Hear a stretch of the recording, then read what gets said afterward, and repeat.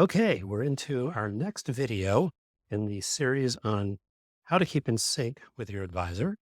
And we're now to the all important status summary, the check in, giving your advisor an update on how your work has gone the prior week. Now, this might be at a one-on-one meeting, or it might be at a project meeting with other people there, but this is your chance to fill them in. So, this file is a short summary of a format that I recommend using. And the reason I recommend it, well, it'll be obvious when I read to you the text at the top. I'm just going to read it to you instead of paraphrasing it to help drive this point home. A constant irritation to many advisors is that when the students give them a status update at a meeting, the student assumes that the advisor has kept in mind the details of what was discussed the prior meeting. This is nearly impossible for advisors to do, given the amount of context switching they have to do in a given week. So what ends up happening is the student talks for some time in great detail about their results as the advisor struggles to map what they are hearing into what they remember. Eventually, the advisor interrupts the student and asks them for a reminder on what the heck were we doing? What was the high-level status last time? The student starts over and effectively has wasted the first minute or minutes of the meeting, which are precious minutes. So below, I have this format for a status update to prevent this problem. And I like using like PowerPoint or Google Slides as visuals to support the narrative flow, the format below. But remember that your advisor might prefer a different format for a check-in. This is just what I came up with based on feedback from various advisors. Now, before I go into the format, I wanted to say one thing about why a student would forget that the advisor has to do so much context switching. Often because the student is in this first person footing, which has them nervous about sharing their results. And so they'll just dive in because maybe they think it will take a long time to cover everything and they just want to dive in. So it's not necessarily that they forget. It's just they're not even thinking about what's going on with the advisor. They don't have that collaborative footing. They're still in that first person footing. So here's the format. So first, let me find my mouse, doing the highlight thing here. The first step is you have to reground. You have to have a few sentences to remind the advisor what the situation was last week and what the plan was. Now, it's important that this is just a few sentences. Probably you won't have to go into details about last week's results. It's probably enough just to give a high-level few sentence reminder. Next, you're going to give an overview of how it went for the week. And this is going to be a very short summary. You're going to tell a short story of how things went at a high level, what results you have available to share, and if any issues came up. And again, a short story, no details. Now, why is it important that you give a short story here with just high level details? Well, when a project is first starting out and there's no time pressure because the deadline is far away, typically, if it's like a project meeting, each student will get the time to cover what they need to with the advisor if all is going well. But when you're closer to a deadline, it's often the case that some of the work is working out better than other parts of the work. And what I mean by this is, let's say you have 3 students working on aspects of a project.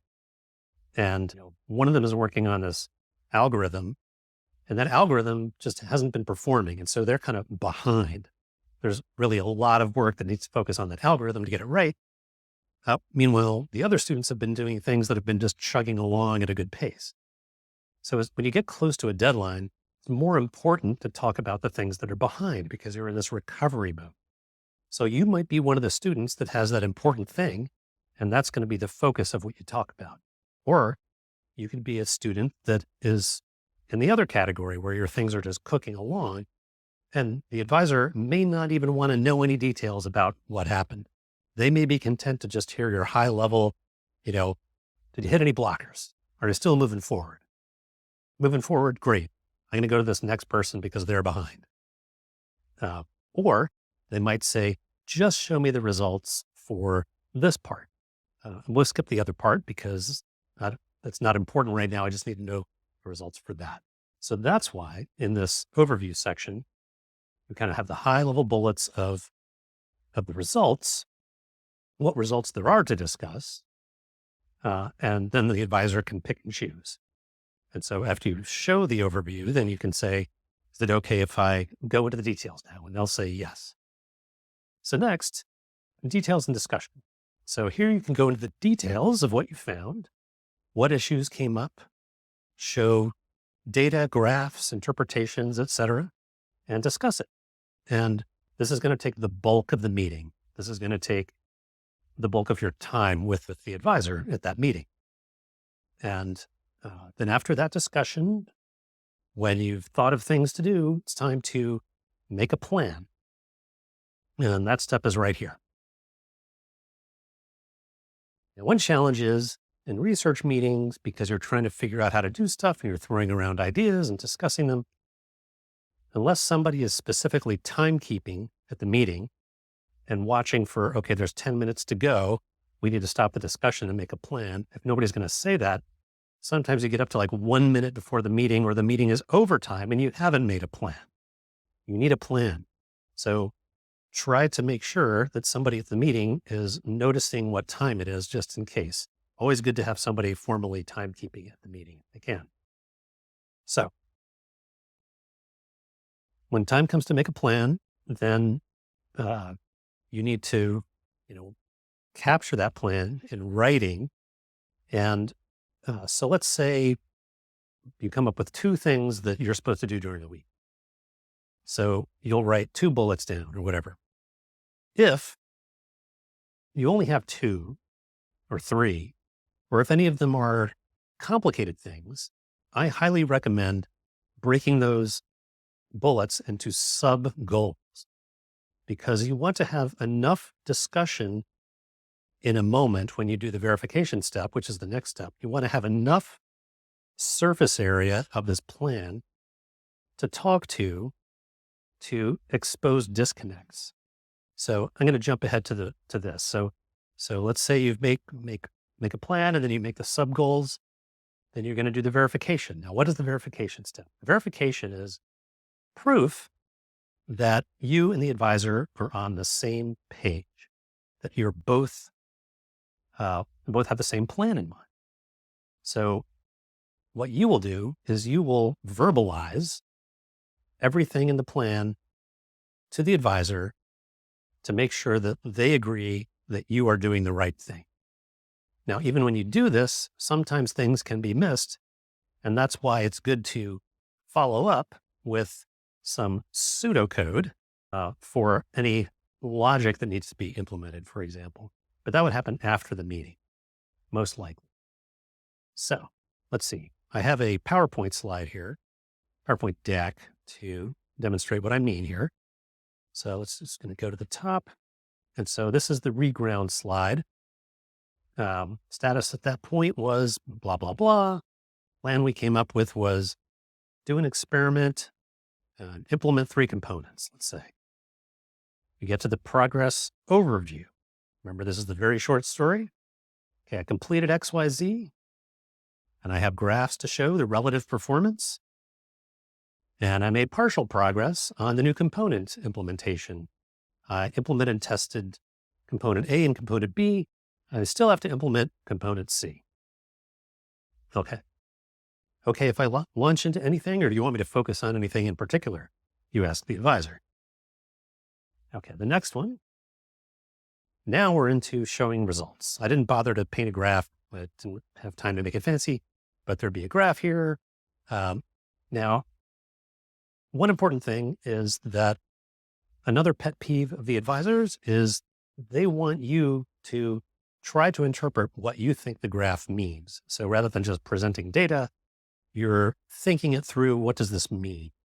What's important coming out of this information? Now, I like having one graph per slide, unless the graphs need to be compared, and then you can put them on the same slide. But the downside of having two graphs on the same slide is that it's easy for people to get confused about which graph you're talking about, especially if the axes are the same. So one graph per slide, unless the explicit purpose is you need to compare them side by side. So there's the one for results part 1, then we have results part 2, then we get to the component implementation. So here's what I'm going to talk about here. Okay, issues that arose implementing components A and B. Now, it's really important that you don't put a million bullets on your PowerPoint slides. It's just going to be a wall of information that isn't going to be comprehensible. It's much better for you to put a few bullets and talk to them rather than overwhelming the audience with information. You've probably heard that before.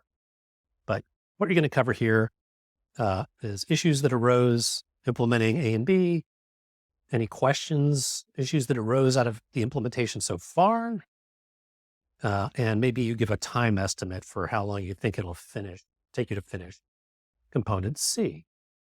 Now, I think I mentioned at some point that some advisors in this software world, they'll be more theoretical and they won't want to know details about code, or they won't be able to give feedback on code. There might be an advisor that is a coder and they might want to see the code and then for some aspect of it. And so they might want to dive deeper. It depends on the advisor. Okay. So in this final slide, this is the plan for the coming week. And this will be filled out together after you've had that discussion that basically came up with this plan. Now you're putting it into writing so that you can verify that you both have the same thing in mind. So let's say that advisor said, well, let's just not worry about implementing C right now. Something else is more important. So we're going to postpone that. And now you're going to train this new model and you're going to do these experiments with that new model. And here I had, there's kind of a part A and a part B to that. But here, notice I put this comment down in the bottom right. If there were only one or two, or one is complicated, break it up into sub goals to give you a little more surface area to detect disconnects when you do the verification. And so what the verification is you reading through this list, adding all the information you need to about the details of each thing so that the advisor can have a chance of detecting that you misunderstood something or not. Because remember, you don't want to waste a week. We are in the communicate twice, implement once ethic right here. And this is the second communication. The first communication is when together you wrote this list out. The second communication is you reading the list back and adding enough details about what's behind those steps to enable the advisor to detect if you are going into the weeds. That was a lot to talk through, but I'm very enthusiastic about this notion of giving a well-structured check-in to make the most out of the time that you do have with your advisor, doing that critical meeting where you're needing to communicate very effectively. And this is one way to get that done. Okay, we'll see you in the next video.